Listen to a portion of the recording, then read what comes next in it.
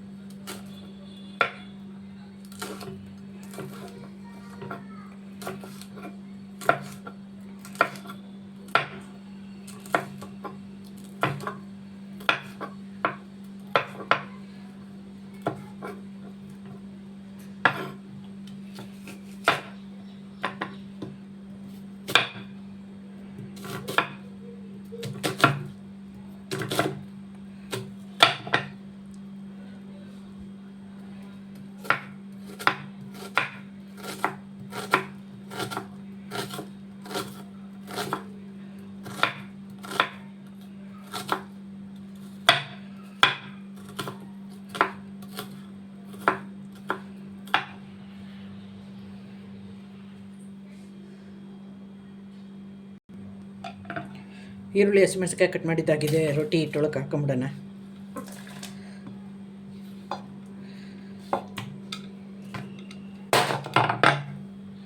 ಕೊತ್ತಂಬರಿ ಸೊಪ್ಪು ಕಟ್ ಮಾಡ್ಕೊತೀನಿ. ಸಣ್ಣದಾಗಿ ಕಟ್ ಮಾಡಾಕಣ, ಕಡ್ಡಿ ಎಲ್ಲ ಬಿಟ್ಟು ಹಾಕೋದು ಬೇಡ. ಕಟ್ ಮಾಡಿ ತುಂಬ ಸಣ್ಣದಾಗಿ ಕಟ್ ಮಾಡಾಕಣ. ಕಟ್ ಮಾಡ್ತೀನಿ ಸಣ್ಣದಾಗಿ ಇದನ್ನು.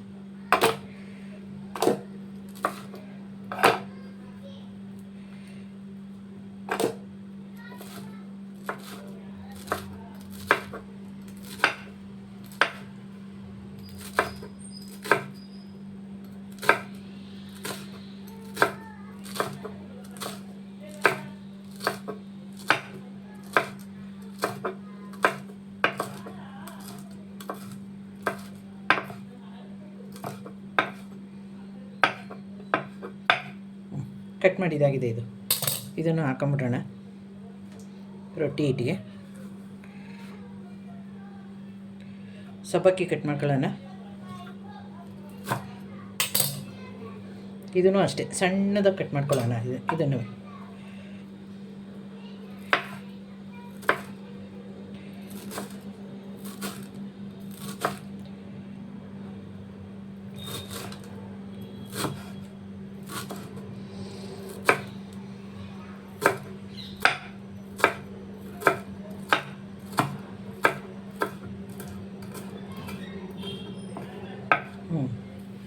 ಕಟ್ ಮಾಡಿದ್ದಾಯಿತು. ಇದನ್ನು ಹಾಕೊಂಬಿಡೋಣ.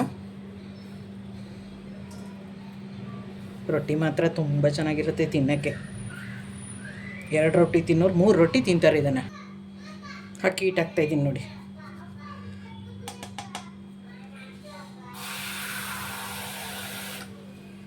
ಕಲಿಸ್ಕೊಂಬಿಡೋಣ ಈಗ ಇದೆಲ್ಲನೇ. ಫಸ್ಟು ಮಿಕ್ಸ್ ಮಾಡ್ಕೊಳ್ಳೋದ ಅನ್ನ ಸೊಪ್ಪು ಈರುಳ್ಳಿ ಎಲ್ಲನೂ ಫಸ್ಟು ಮಿಕ್ಸ್ ಮಾಡಿಕೊಂಡು ಆಮೇಲೆ ಸ್ವಲ್ಪ ನೀರು ಹಾಕ್ಕೊಂಡು ರೊಟ್ಟಿ ತಟ್ಟೋ ಮಟ್ಟಕ್ಕೆ ಕಲಿಸ್ಕೊಂಬಿಡೋಣ. ಇದನ್ನು ರೊಟ್ಟಿ ಹಿಟ್ಟು ಕಲಸಿ ರೆಡಿ ಆಯಿತು ನೋಡಿ. ಇಲ್ಲಿ ಆಲ್ರೆಡಿ ಸ್ಟವ್ ಹಚ್ಚಿ ಕಲ್ಲು ಕಾಯಕ್ಕಿಟ್ಟಿದ್ದೀನಿ. ಕಲ್ಲು ಬಿಸಿ ಆಗಬೇಕು ಚೆನ್ನಾಗಿ. ಯಾಕೆ ಅಂದರೆ ರೊಟ್ಟಿ ಬೇಗ ಬೇಯಲ್ಲ. ಕಲ್ಲು ಚೆನ್ನಾಗಿ ಬಿಸಿ ಆಯಿತು ಅಂದರೆ ಬೇಗ ರೊಟ್ಟಿ ಬೇಯುತ್ತೆ. ಈಗ ರೊಟ್ಟಿ ತಟ್ಕೊಳ್ಳೋಣ.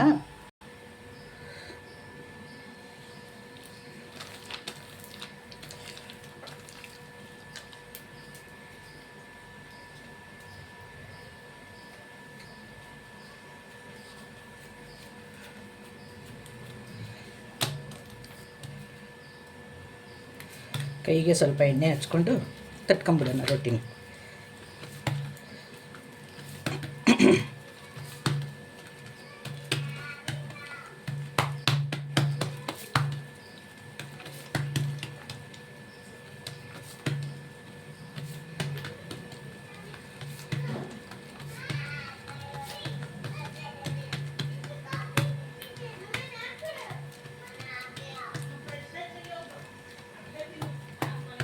ರೊಟ್ಟಿ ತಟ್ಟಾಯಿತು ನೋಡಿ ಎಷ್ಟು ಚೆನ್ನಾಗಿ ಬಂದಿದೆ ತಟ್ಟಿಗೆ. ಹಾಕೊಂಬಿಡೋಣ ಕಲ್ಮೇಕೆ.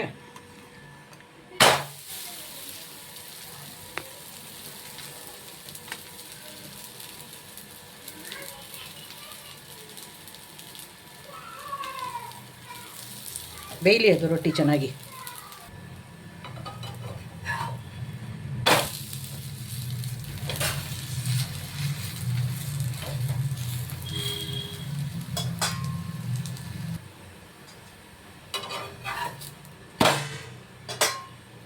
ಎರಡು ಕಡೆ ಒಂದು ಸ್ವಲ್ಪ ಚೆನ್ನಾಗಿ ಬೇಯಿಸ್ಕೊಳ್ಳೋಣ ಇದನ್ನು ರೊಟ್ಟಿನ. ಬೇಯಲಿಲ್ಲ ಅಂದರೆ ಒಂಥರ ಹಿಟ್ಟಂಗೆ ಚೆನ್ನಾಗಿರಲ್ಲ.